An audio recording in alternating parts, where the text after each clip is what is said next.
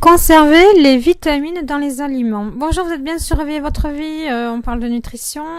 C'était pour vous, voilà, parce que là je viens de faire une bêtise et puis je me suis dit, il faut que j'en parle sur Réveiller votre vie. Donc, vous voyez quand vous faites carrément, par exemple, bon ça se fait plus trop, les gens font plus trop ça, de la soupe à l'os à moelle, c'est-à-dire que un bouillon à l'os à moelle, c'est-à-dire que vous mettez... donc ça, si vous le faites, il faut vraiment aller chercher l'os chez un boucher, puis savoir d'où vient l'os enfin, de la bestiole, etc. Parce que comment elle a été élevée, etc. Voilà, il ne faut vraiment pas acheter ça en grande surface, quoi. Puis en plus, normalement, les bouchers, ils vous l'offrent depuis des générations. C'est quelque chose qu'on offre, quoi. Donc là, vous devez saler le bout, la moelle, pour pas que la moelle se perde.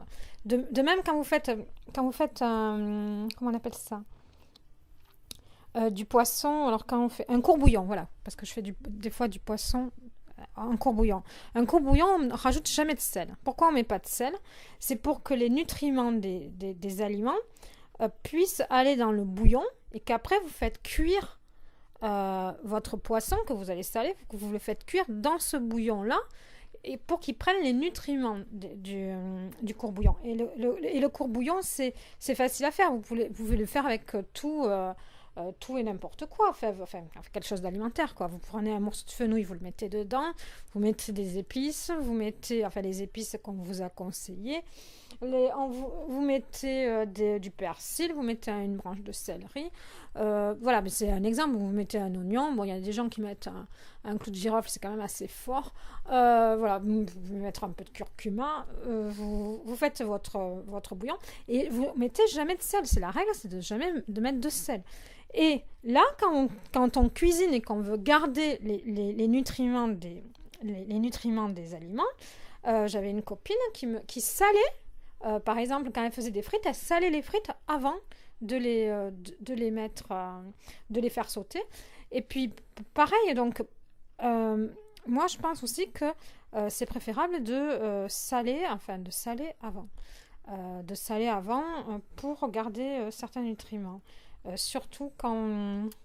voilà, bon après la cuisson à la vapeur, c'est vrai que souvent on peut faire moi je fais souvent des choses assez simples.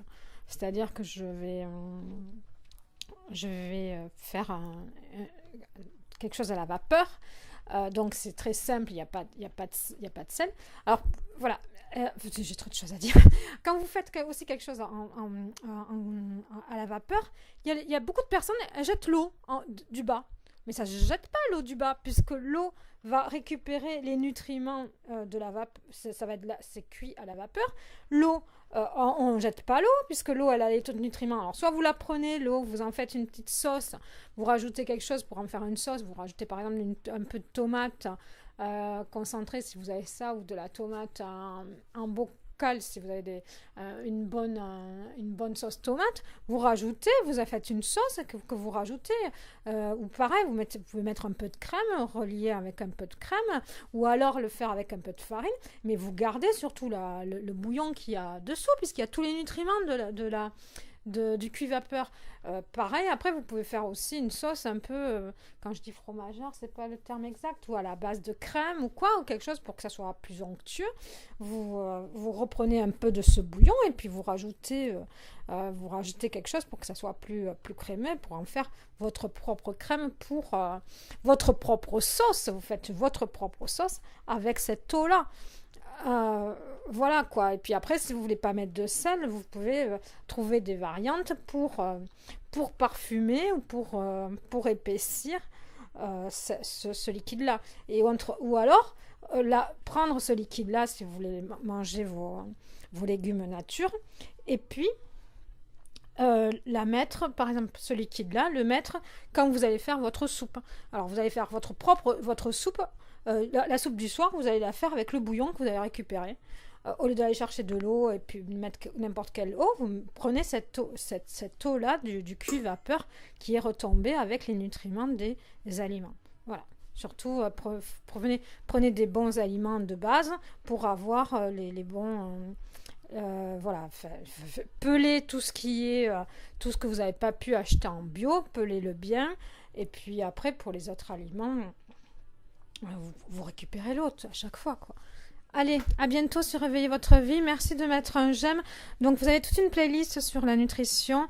Je vous laisserai des liens quand j'aurai fini mes livres. Et comme je vous ai dit depuis longtemps, les livres, j'ai du mal à les... Enfin, là, je ne sais pas quand vous écouterez ce podcast. Quand vous l'écouterez, peut-être qu'ils seront finis. Mais là, actuellement, ils ne le sont pas. À bientôt. Au revoir. Merci de mettre un j'aime. Et à bientôt sur Réveillez votre vie.